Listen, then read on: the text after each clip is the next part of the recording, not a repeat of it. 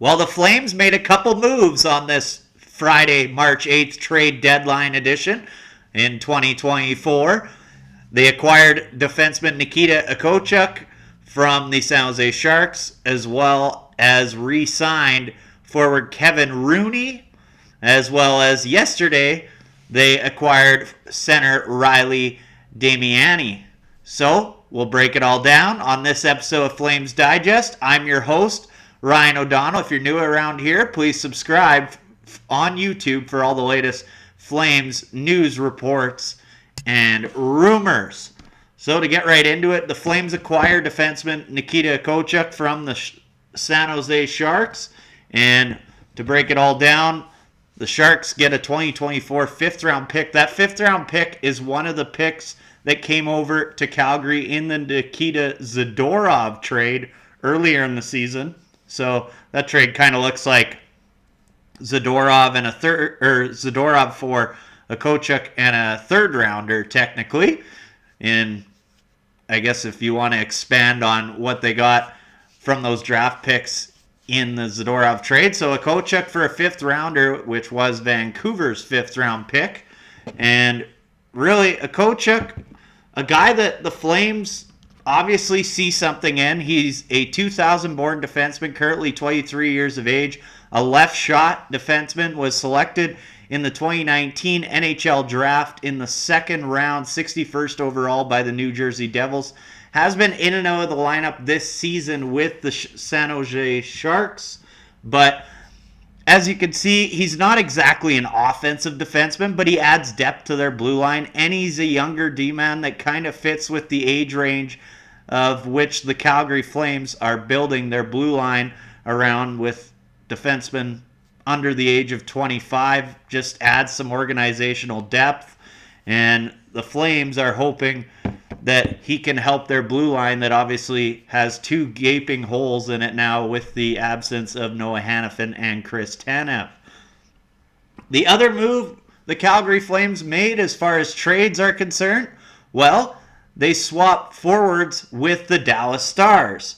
And they acquire centerman Riley Damiani, who comes over from the Dallas Stars. They exchanged for Flames prospect Emilio Pettersson. I guess not really a prospect now. He's kind of in that mid-20s age range, is Pettersson, but and has been struggling as of late with the Calgary Wranglers in the American Hockey League. So a guy that the Flames see as maybe a potential player in the future from Damiani. He's another guy who's 23 years of age, almost 24. A right shot centerman, provides some organizational depth down the middle, which the Flames lack. He was a 2018 fifth round pick, 137th overall by the Dallas Stars, and also was named the American Hockey League Rookie of the Year in the 2020 and 2021 season, where he had 36 points in 36 games. Also has played in a few games with the Dallas Stars, 7 to be exact, coming back in the 2021-22 season where he had a goal and an assist. So he does have some experience at the NHL level. Be interesting to see how his career transpires, if there is in fact a future with the Calgary Flames. If not, he's a good pickup for the Wranglers, as the Flames are trying to help out the Wranglers as well, or who are in the midst of a playoff hunt themselves. They're likely going to make the playoffs, are the Calgary Flames baby affiliate, the Calgary Wranglers.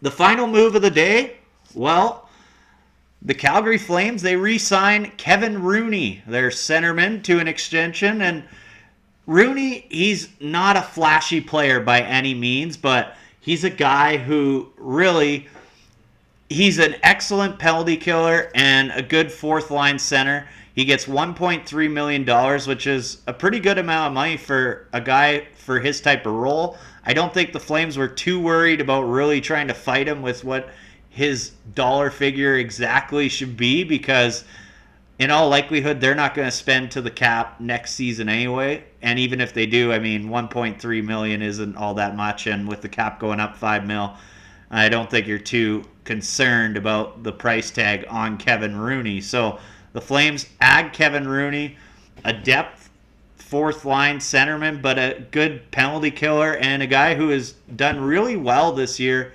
playing under Ryan Huska's system since coming back from injury. So a guy that I'm interested to see how his career unfolds and how many more years he does have in the NHL, being he's already 30 years of age at a 1993 birth year. So a guy who has played for a long time in the NHL now, upwards of 7-8 seasons, or time at least for 7 or 8 seasons. He's played with the Devils, the Rangers, and now the Flames, as you can see, and captained the Binghamton Devils, the New Jersey Devils affiliate, a few years back. So an interesting few moves that the Calgary Flames make today. Obviously, they add some depth on their blue line. I'm not sure if Nikita Okhotiuk will, in fact, be a regular in their top 6. I kind of doubt it, personally. I think Okhotiuk will be kind of their number 7 now, because you got Dennis Gilbert back there. I think he's probably shifts to their number 8, maybe even gets assigned to the Wranglers. You also have at their top pairs, you have Andersson with Weegar, then you have Shillington, and what sounds like Miramanov will be paired with Shillington. And then on your third pair, you have Pahal, which he is likely to stay on your third pair and in the lineup on a regular basis.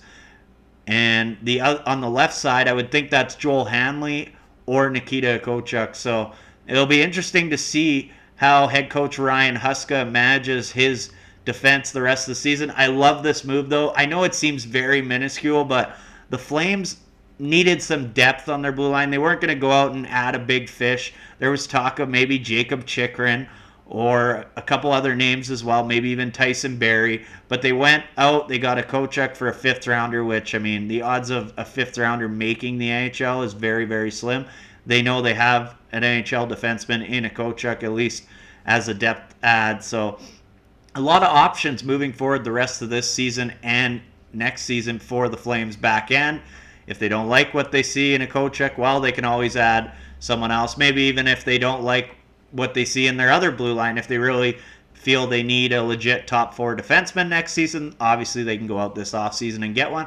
But I like this ad as well because it gives confidence in the group, and it says, hey, we're not giving up on the season. They kept Jacob Markstrom at the deadline. They add Okhotiuk and Miramanov, even though Hanifin was dealt out, which everyone knew that was coming. Even the Flames players knew that was coming. So I like the ads from Craig Conroy. He's got a little, or at least seems like he's got some confidence instilled in his group still for the opportunity for the Flames to at least keep pushing for a playoff spot. They're currently 6 points out of the Western Conference wildcard chase, but you never know. LA Kings didn't do a single thing at the deadline, which shocked a lot of people, and maybe the Flames can come up and grab a spot from the LA Kings, who they currently sit 8 points behind, but they do play the Kings a couple more times. So still a lot of time left in the regular season as the Calgary Flames look to chase down a Stanley Cup playoff berth. I'm your host, Ryan O'Donnell. Thanks for tuning in to another episode of Flames Digest.